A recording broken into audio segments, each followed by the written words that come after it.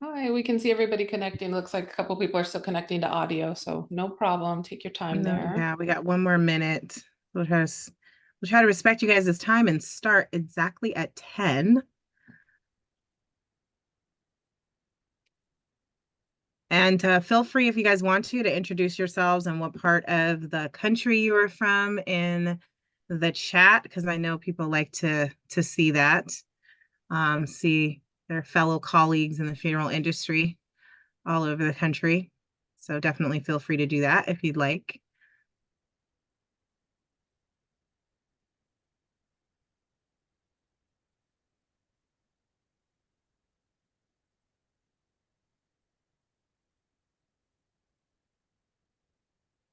All right, so we'll just go ahead and get started reintroducing ourselves. A lot of you guys, we do recognize the names and faces. Glad to see you guys come in with us again.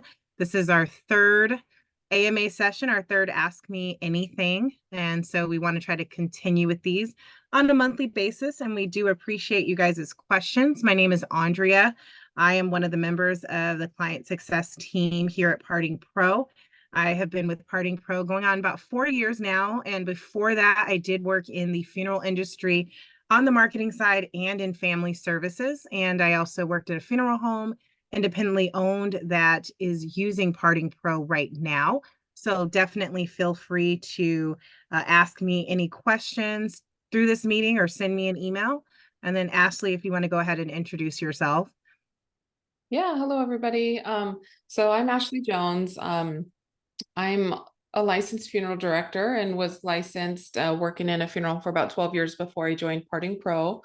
I was working in kind of high volume cremations out in Portland, Oregon. So for a multi-location firm, we used Parting Pro there, and that's how I kind of got acquainted with the team, and I've been helping funeral homes get the most out of Parting Pro since joining here a couple of years ago. So we're excited to have everybody here.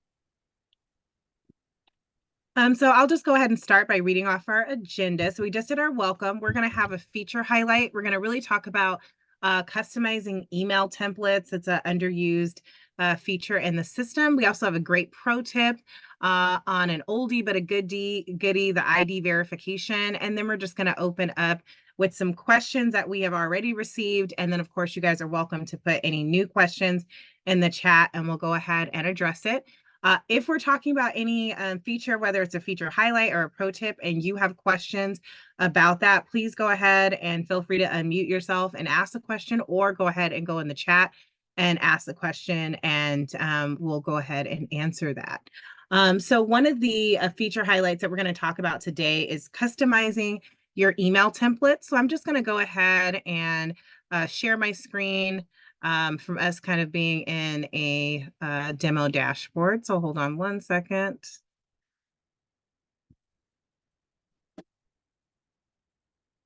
Okay, trying to get this one to go away.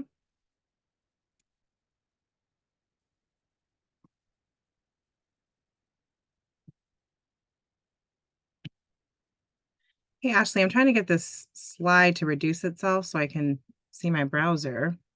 Can you hit escape? Will that work? I am, and for some reason it is not minimizing. Maybe just stop sharing and then try resharing. See if that'll Okay, work. perfect.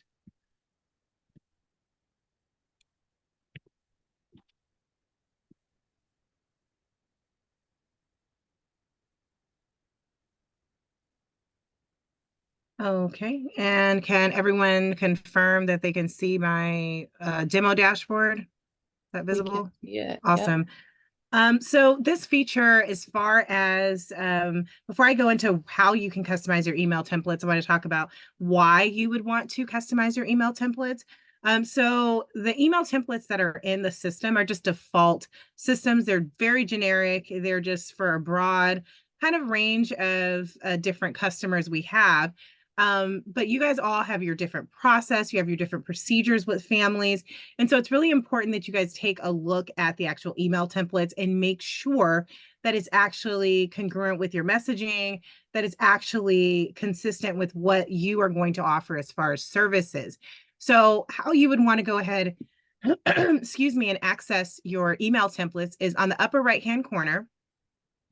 We have a drop down, and we want to go down to where it says settings. And right when we go to settings, you're going to see an option for different types of email templates. There's proposals, there's digital forms, ID verification. So pretty much every single form of correspondence that the system is sending out, you guys have control over what it says, also any reminders that are connected to that actual email. So one of the first ones is the proposal emails. These are the actual invites that allow your families to go into your online arranger. There's a pre-need, an at-need, and an imminent. I'm going to go into the imminent one by clicking on this edit here. And we can see that I can immediately edit any of the field mapping keys. I can also go down here and just start editing this message direct and make sure that this fits my branding. For example, I've seen where people have in their email that they are taking 24-hour payments online.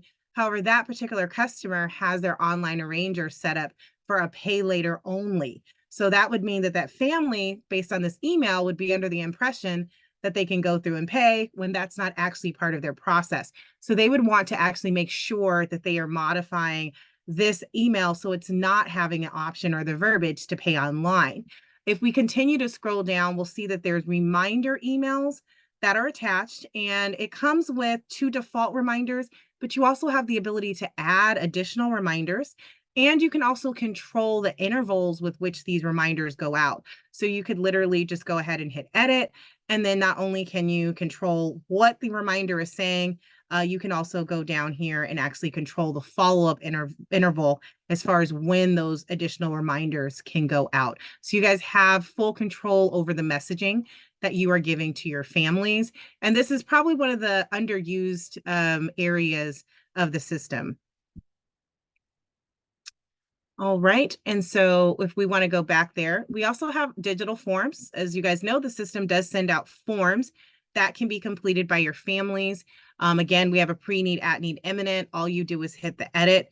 There's also automated notification emails that you can edit what those say as well. So we do encourage you guys to go through these, take a look at them, make sure that they are current, that they meet your branding, your messaging, and that they are really showcasing what you offer. These are amazing marketing tools as well. So definitely word it in a way that you would be okay with it representing your brand. And again, how to access this is you're just going to go on the upper right-hand corner of the toolbar. You go ahead and you hit settings, and then you're going to be able to see all of the different correspondence and any of the reminders that are connected to that. Does anyone have any questions? Did any questions come through, Ashley, about this?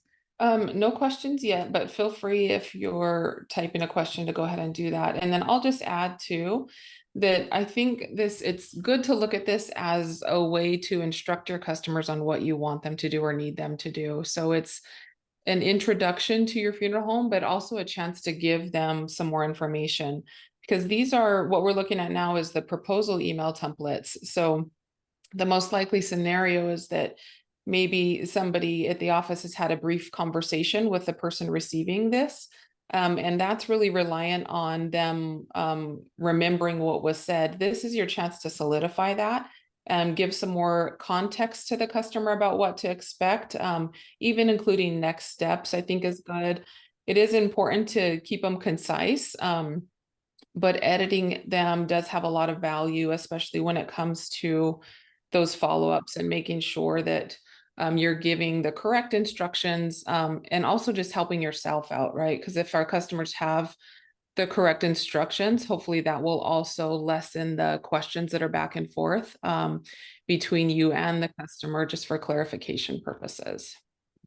Yes, and definitely to piggyback on that, a lot of times when we're doing consulting calls and we're getting feedback from our customers, like, oh my gosh, we're getting so many phone calls.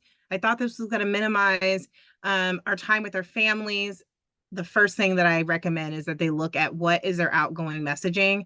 And a lot of times it is very unclear, it's confusing, and it contradicts. So once they get that cleared up, they usually see a reduction in unnecessary phone calls almost immediately. So this is really important. Yeah. And The ID verification that you see on the left there and the death certificate working copy, those up until a week or two ago were not editable by you all, but now they are. So whenever you are using an ID verification or a death certificate working copy, you used to be able to manually change the email when you were sending it, but now you can change it for your dashboard overall. So I would recommend taking a look at those emails too, especially if those are features that you're using frequently, and just take a look at what those say and make sure that they, again, are representing your funeral home correctly and that the instructions there are what you want them to say. All right. Does anyone have any questions about editing emails? Also, this is a wonderful opportunity for you guys to use AI. So if any of you guys are not really using AI as much as you can, feel free to take this verbiage that you see in here, and maybe you can ask AI if they can make it sound a little bit more friendly or engaging, and it'll give you a sample. So if you are not feeling confident in your writing skills, no problem. You can use ChatGPT, Gemini. Those are some free resources that are out there that can help you guys brainstorm and customize your messages if you feel like you're not a natural Ernest Hemingway. Okay. So we'll go on with the next part of our agenda, and that is us. We're going to deal with a actual pro tip, and this is the ID viewing. This is not a feature that is new. However, we have had a lot of customers come in within the last year, and then we also have a lot of customers who have new employees, and so they're not aware of this feature. So we figured we would go ahead and take a couple of minutes and go over the ID viewing. So I'm going to go ahead and click on the name in blue in this case, and I'm going to go over to the Forms tab. And when I go over to the Forms tab, right underneath where we are typically having the Statement of Funeral Goods and Services, we have this option to send a ID verification. This, again, is up to you guys as far as if you want to use it and what your local regulations are for this, but we do have customers who have the ability to have families ID their loved one from the comfort of their home. So if you guys find yourself having to schedule a lot of ID viewings, etc., it's causing issues with man hours, scheduling, please see if this is something that you can use. So we'll go through, we'll have this particular case here. We're going to go ahead and hit send. When you are actually going to do the ID verification, the system does want you to actually have the name of an informant. And then you also need to have an email address here. And so that's that. So we're going to go ahead and hit next. So once we hit next, it's going to ask us to upload a file of an image, whether it's a JPEG or a PNG, of the actual loved one in the deceased state. So I'm going to go ahead and upload an image that I have. And let's see.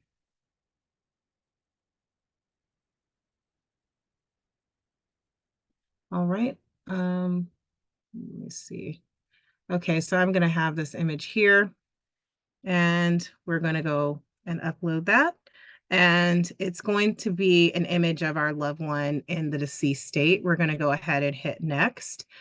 So once we hit next, there's this email here. Again, we can disregard anything in brackets because it's going to go ahead and populate our informant's name here, etc. As you can see, it is giving them an emotional soft warning. It's saying this email includes a link to a photo of your loved one. We understand that viewing your loved one may be challenging, and we recommend finding a peaceful and private place to do so. Please proceed only when you feel ready. To begin the identification process, click below. Your loved one's photo will appear, and you will be able to confirm their identity. If you have any questions or concerns about proceeding, please call us, and it'll auto-populate your establishment's phone number. So we'll go ahead and hit send on that, and then we'll be able to access this from the family side and see what the family actually gets as well. All right, and says, please visually identify your loved one to proceed with the arrangement. The family's going to go ahead and click on that. Again, I already read that email, so they're going to hit identify your loved one. Once they do that, again, it's going to give them another emotional soft warning and let them know if this is something that they're ready to proceed with, and then they're going to hit start identification. They are confirming their first and last name. They're also confirming their relationship, and they are checking that they have the authority to identify Margaret Mouse. and they're going to hit next. Now, once they do that, we do have a picture of Margaret Mouse here, and they have options. They can say this is Margaret Mouse or this is not Margaret Mouse. If they say this is Margaret Mouse, it'll proceed with getting a verification, and you guys will have an audit on your side. If they say this is not Margaret Mouse, you guys will be notified that it was a negative identification, and you can start the process over till you get a positive. So we'll go ahead and say this is Margaret Mouse. And it says, thank you for identifying your loved one. And now we can go back into that dashboard so we can see what we will have as staff. So I'm just going to hit refresh on my browser, and we will go back down. And now under the ID verification, we do see that this was completed. And we also have the ability to view the audit. So if we view the audit, it is going to go ahead and usually populates that for us. Let me see, maybe it downloaded it. While you're Okay. doing that, Andre, we do, oh, go ahead. I'll answer Okay. the question after. So here is the audit for your records as a staff person. So it's got that image of her in the deceased state, who actually did the audit, and also the document history along with the IP address. Okay, so it's pretty thorough there. Ashley, do you want to go ahead and ask that question? Yeah, so we had a question that says, can we control the, or can we make the template specific to the user? So to go over the template, Andrea, do you want to click send on the ID verification again really quick? Like we're just going to send it to one person. Do I have an option to? Okay. Yep, just right there. Yeah, so just go ahead and get to that template page again. So if I'm understanding the question, so can you make the template specific to one user? So not to a user specific. So if you have multiple employees and you want one employee to use one template and one employee to use another template, not in that sense, but you do have the ability to edit the email that's going to this specific family right on this screen. So this is where you can customize this for this specific family. And then what we were looking at a little bit earlier in the settings where all of your other templates are listed, that's what's populating the template that you're seeing here. So you still have the ability to have a kind of master template that's going to be your default email that's going to go to all families. But when you're actually sending every email, you still have the ability to edit the email that's going to that user directly in the send screen. And then we've got another question here. When you want to view the audit, you always have to click it twice. Can that be updated? Only have to click once. Okay, yeah, I know what you're talking about. I think that is like part of it, loading those signatures. It does take a second to go ahead and load the audit. I think it's just a little bit of a timing issue. So you're right, Andrea did have to refresh her screen once and then do it again. So we can give that feedback to our team and see if there's anything that we can do to speed that up so that it is quicker for you. Thank you for that feedback. Any questions about the ID verification? I was just going to mention maybe a couple of ideas on how I've seen customers use the ID verification. Because I think when I see ID verification, like we think of that probably in industry terms as just a very minimal viewing. But there are services out there that are charging for digital viewings. And since this is a built-in tool, it doesn't necessarily have to be used for ID viewings, just ID viewings. It can be used for a digital type of viewing where we've seen funeral homes use it as minimal, meaning that there's very little prep done. Maybe features are set and then the photograph is taken. But I've also seen customers do more prep where it is a little bit more extensive and charge a little bit more for that, and then send that photo over to the family, maybe not for identification purposes, but because that family is, out of state, or they just want to have that last photograph or things like that. Those are also ways that you can use this feature successfully for the funeral home. Can you think of any others, Andrea, that you've seen? Yes, we do have sometimes where the funeral homes maybe don't want to send a picture of the face. So think of it as ID verification could be a tattoo, it could be a birthmark, maybe there's a piece of jewelry, etc., that you can use. We know that people do unfortunately pass from circumstances where it would not be professional of us to send a photo of the deceased face, but maybe you still wanted to get some type of documentation from that family that that is in fact their loved one. So feel free to uh, use a picture of a tattoo or something else that they can use as a way of identification. And then also to mirror what Ashley said, we have seen clients who actually sell this as a service of a last or final photographic memory, and they are doing full cosmetic prep, etc. And they're having a really nice professional photo done, and that family is getting that for an additional charge, sometimes as much as, $300. So they're really using that as a way to maximize revenue in their establishment. So think of that as an option. A lot of times, if someone needs an ID viewing, we only think of that for people who are local, but family who are out of state would like to also have a way of seeing a visual goodbye to their loved ones, particularly if you're someone that's doing, cremations. This could be an area that you guys can really use to benefit your families. And we've had one other question about this come in. So is there a way Mm-hmm. that the family can keep a copy of this picture from the funeral home? Um, so I think what we're asking is, is there a way for the family to keep that photograph that we're sending? No, not in the system. So for example, we have already got a positive identification that has happened here. So if this gentleman wanted to go back in, it's really going to just give him a message letting him know that that identification was done. Since you guys have the photo already, and you guys were the one that uploaded it in the system, you can create something yourselves that allow it where they're able to get that final digital photo, etc., and present that. But there's nothing in the system that is going to give that. Thank you. Mm-hmm. Any other questions at all about ID viewing? Anything about the email templates before we get into some of the questions that we received?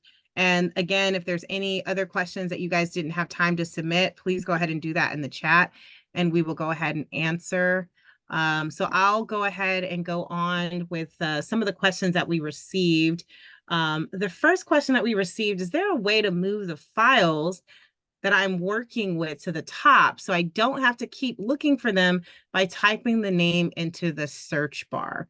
So let's go back to our dashboard. And I do have a filter set here. So let me go ahead and remove that filter by hitting reset, and we'll see. So typically when we are going into our dashboard, there's a ton of cases, and they can be ours, they can be teammates, etc. And so it can get overwhelming sometimes. And so what a lot of us do is, we're looking for a specific case, we'll just go up here and maybe we'll just go ahead and type that name.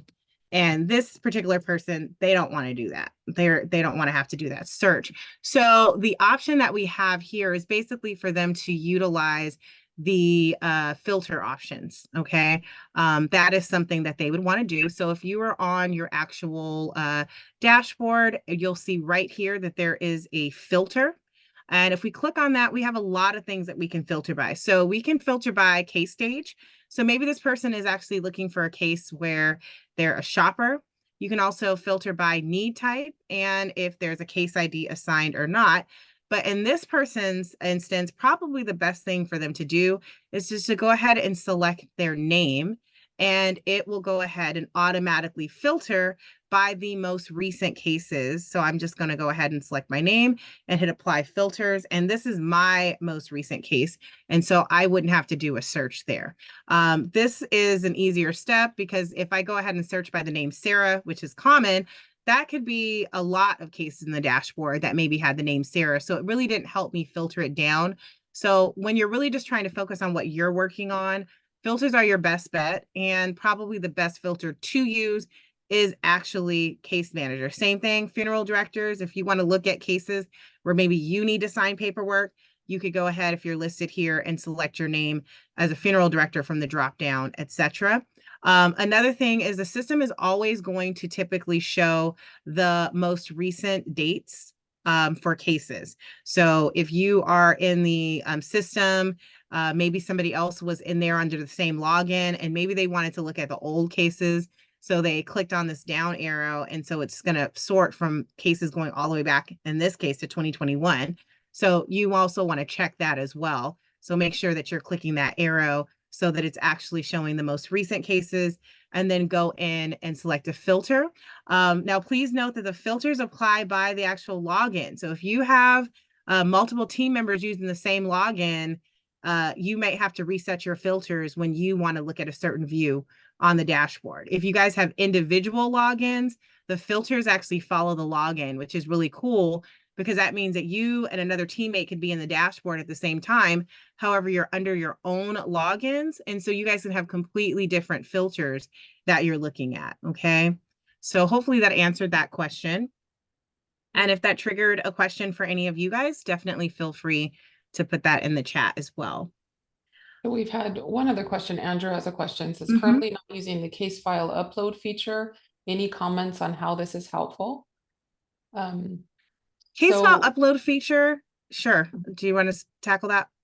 I was just gonna say, if anybody that's in the group uses that and wants to share in the chat how you're doing that, that would be great. But yes, I would say, so the case upload feature that we're talking about is on the forms page. Forms. And if you scroll all the way to the bottom, this case files will let you upload any documents that are not already in Parting Pro. So I think when I was a Parting Pro user, the most helpful thing that we would do here is like upload our removal documents just to have everything in one place. So anything that came from our removal team or the hospital documents that would be helpful just to have within the case, we would upload here. I see a lot of people use it for things like that. So if the case actually maybe came in house and they signed a statement of funeral goods and services manually that you had printed out, you could upload that here into the case. I think the idea is that you can just keep all of the files for the case in one place digitally so that you don't have to have the paper files in the paper copies in a file, as well as having the electronic copies. So that's what I see most frequently. And also it gives you some flexibility as far as where your staff is. So a lot of times you've got a staff person that may be out at a funeral home or at a service, and a question comes in, maybe they're in the, limo, and they can answer the phone. If you are using the case files, or pretty much like Ashley said, anything that's going on in the manila folder is also in the case file. That allows staff to be able to answer questions that come in when they're not exactly at their desk. So that is one of the things that we used it for where I worked at, is we would definitely try to have whatever was in that manila folder, we would go ahead and have under the case files. That also keeps you from having to have a bunch of file cabinets in your actual workspace. Once you're finished with the family, you can go ahead and take that file and put it into whatever required storage time. Because I know in California, I think you have to keep paper files up to a certain amount of years, but at least they didn't have to be in the office, because if we needed paperwork, we could actually go into the file itself through Parting Pro and easily access that. Again, files are only custom or staff facing. So families do not see any of the paperwork. So you don't have to worry about sending anything accidentally to the families. This is something that only staff can view. Okay. Perfect. Right. Any other questions about that? If not, we'll move on to the next one that came in. This one is kind of says, can we delay the survey that is sent after marking a case completed? So right now in Parting Pro, when you mark a case completed, if you're set up for reviews, it does actually send that family a request for a review in about a day. Some of our customers would prefer that not to happen right away. So the recommendation that I have is, if we were going to go into this case right here, and let's say I wasn't ready for them to actually review, but I didn't want this to be in my active cases anymore, what I would do here is I would just go ahead and archive the case instead of actually marking it completed. Now, if some time goes by and I'm actually ready for that case to be marked as completed and have that family get that automated review email, I can go back in and mark it as completed. Is there any other options you know of, Ashley, where someone can delay how they get that reminder going with the case? Yeah, so the other one is you have the choice to have automatic reviews or manual reviews. So if you choose that you want to have manual reviews sent, that just means that you need to manually send each one. So Andrea, can you go to the reviews tab for a second? Mm-hmm. So for those that are going to have a manual review, they'll have an extra button on this page here that's going to say, or it would be on the pending page actually, but on that pending page, it will say send review. So you need to come in and manually send each review. Now, I don't recommend this if it's not built into a process and it's sure to get done, because the reviews do have a big effect on the business. So collecting reviews is really important, especially if you're trying to do things online, that you can get those reviews.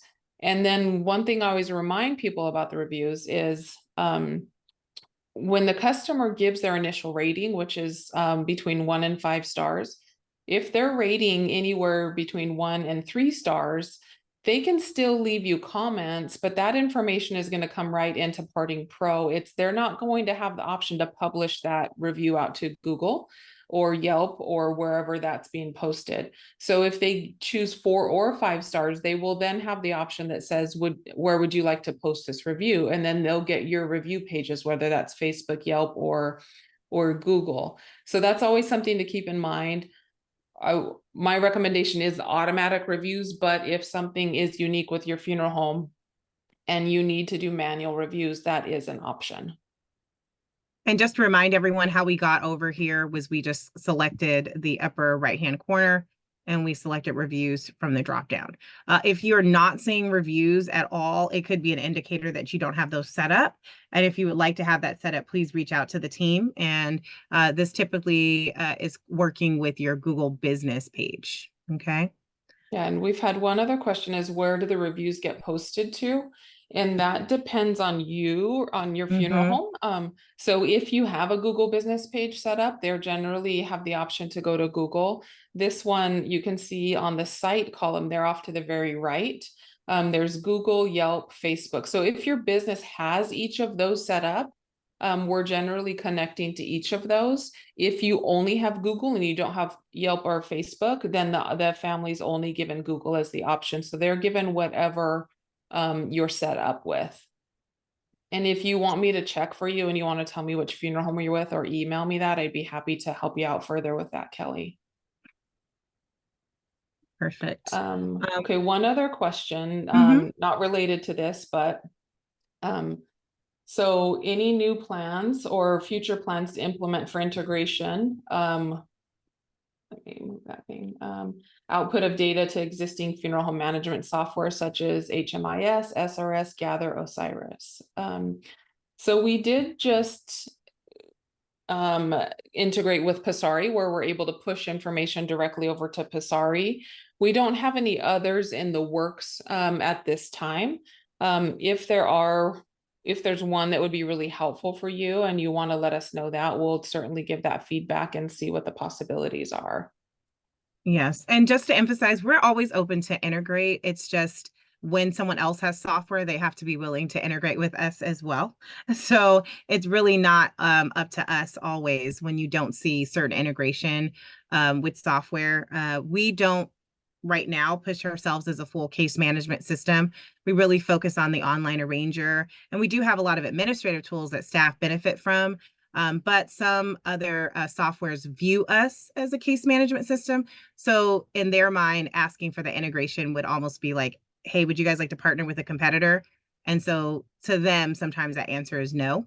But if you guys kind of let them know and talk to them, I think that it can help them be receptive. But on our side, we're definitely willing to integrate with softwares whenever possible. Like I said, Ashley pointed out, we just did Passari, and we're happy to work with any of the other companies. So feel free to reach out to your contacts over there and tell them that you would like to work with Parting Pro.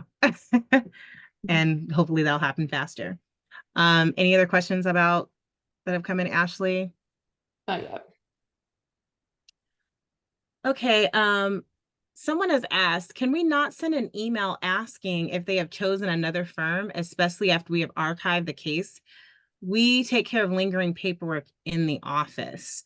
Um, so this situation is kind of a twofold. So basically what I think happened here with this particular person is anytime the system is sending out an action for a family, whether that is for them to go into the online arranger, whether that is for them to go ahead and complete paperwork, there are reminders typically that go along with that action. So for example, here is some forms that were sent. If we hit the action, there is an option to disable reminders, and you can also resend an email. So if you go ahead and you send someone forms, and then maybe they decide that they want to go with a different establishment, and you go and archive a case, it's really important that you come before you archive the case and make sure that any of the action tabs that are there are on a disable mode, because even though you've archived the case, those reminders are still active. So this particular person, I believe, probably sent out an email or something like that. They decided that they wanted to archive the case. They didn't check if they were going to disable reminders. And so that family was still getting reminders. Now she has a customized reminder that's asking them if they went with another funeral home. Actually, that Again, is part of our standard reminder, oh, it Andrea. is? It's in our Okay. 7-day follow-up. Yeah. Uh-huh. Okay. But she could edit that, correct? Yes, yes. So the Yes. recommendation would be that you take a look at your email template settings. And if you Mm-hmm. want that verbiage changed, then go ahead and do that. You can even control if that follow-up email gets sent. And just for a little bit of context, because I realized when asking this question, it can be like, well, why would, if it's archived, that should just stop the reminders. However, the reason that there are still reminders is when we think about, for example, a pre-need case that you sent a proposal email on, and maybe they looked at that email, but maybe they're just not ready to do anything. And maybe a month goes by and you've archived that case. If reminders stopped, if they chose to go back to that email link, or if we disabled that email link is not going to work for them. So we still want, even if it's an archived case, that customer be able to access that invitation to your online store, whether or not that case is in an archived state or not. So I'll let you take over from here, Andrea, on what you were going to show here. Yeah, so basically, this is a email template. And again, if we hit edit and we scroll down, we'll see that there is a section that has reminder emails.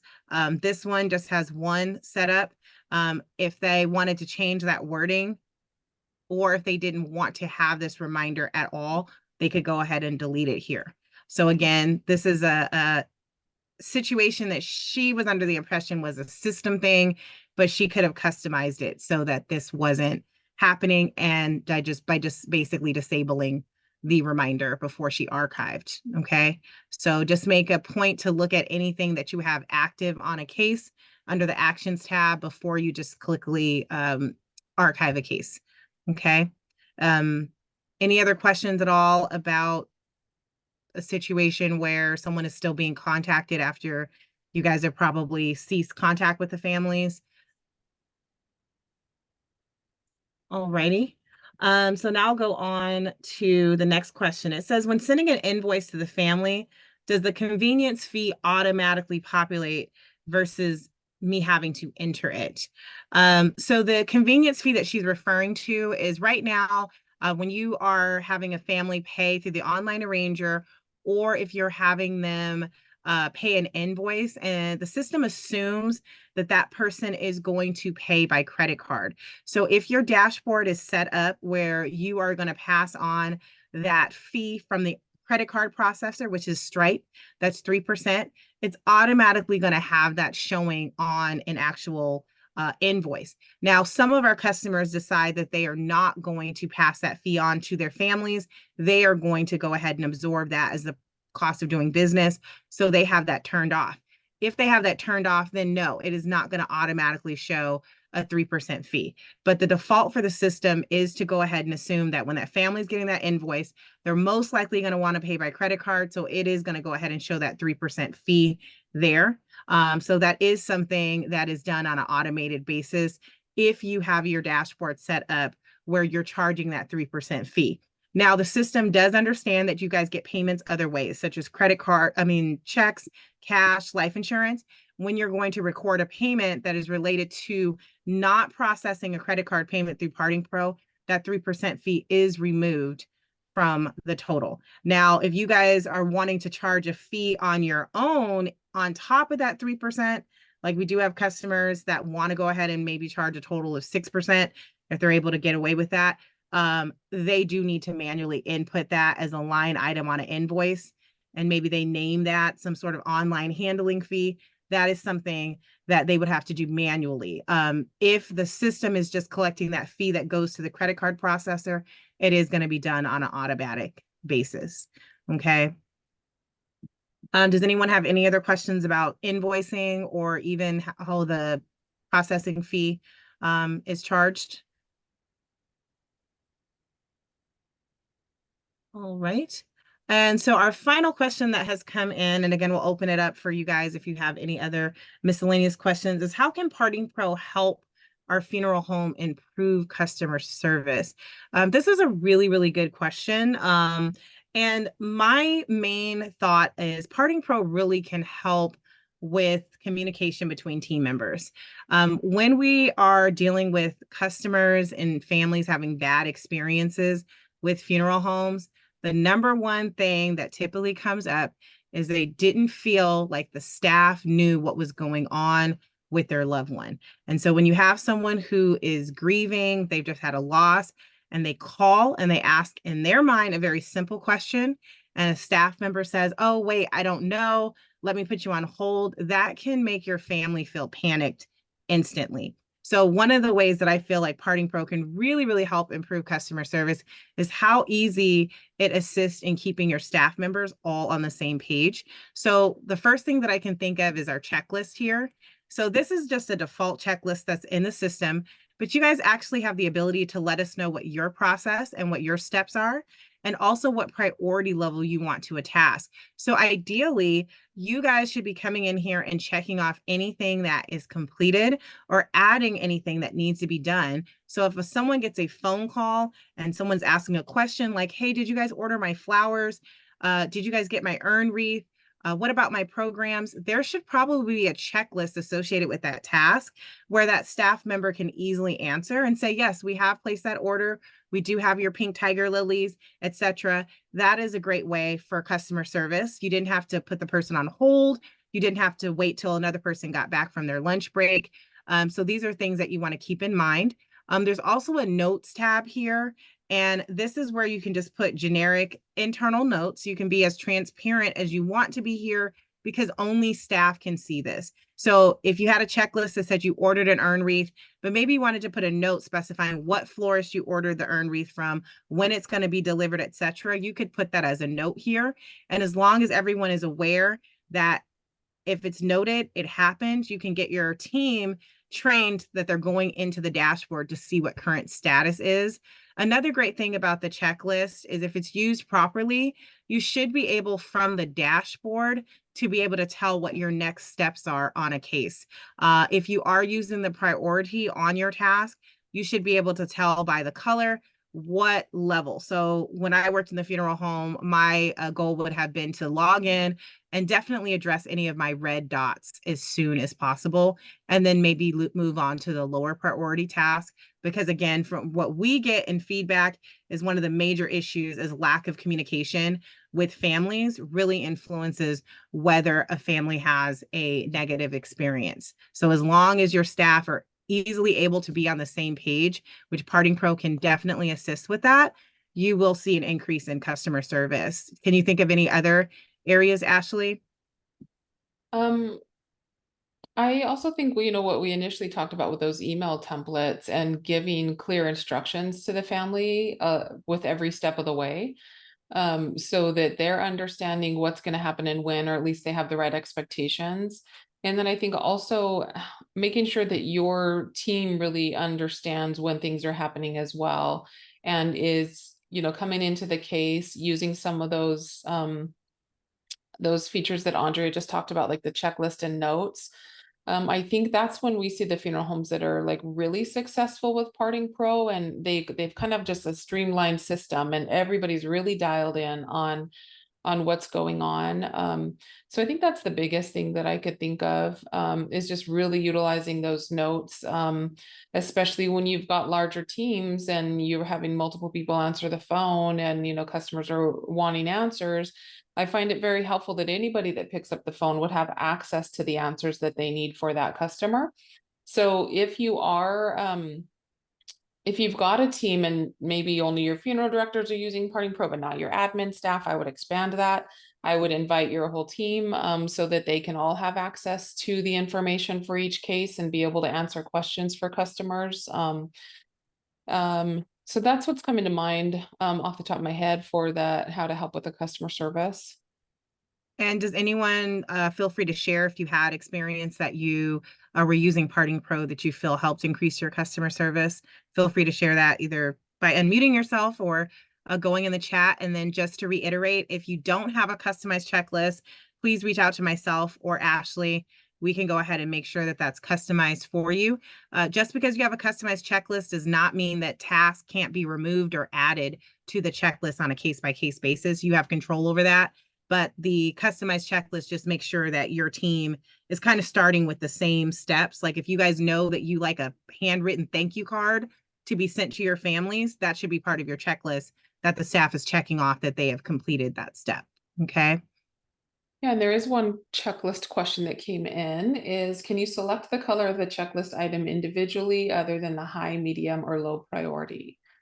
So not No, at I think this right time. now, yeah, I think Yeah, it corresponds with the level. So yeah, I think if it it's does. red, it's Yeah. going to be high, yellow, medium, and then a low is going to be green. But that is a good point, and we can Mhm. definitely ask development if that's a feature that they can make available at some point where you guys can control the colors yourself. And actually, we are working on some improvements right now to the checklist, so that this is going to be even more functional for everybody. So hopefully in the next couple of months here, you'll have an email from us saying that we've improved that checklist for you, and it should include some of these things, like colors, and maybe being able to have just some more functionality there. So yeah. All right. And that was the last question that I had that was submitted. So unless anyone else has any other questions that they want to ask us, we're kind of getting ending a little bit early, so we have some time. So please feel free. And again, it doesn't have to be related to anything that we talked about today. It could just be a general question that maybe you would like insight from myself or Ashley on. There is no such thing as a stupid question, so feel free to ask us anything, and we will be sure to answer it. And if we don't have the answer, we'll definitely get the answer from another team member and follow up with you, okay?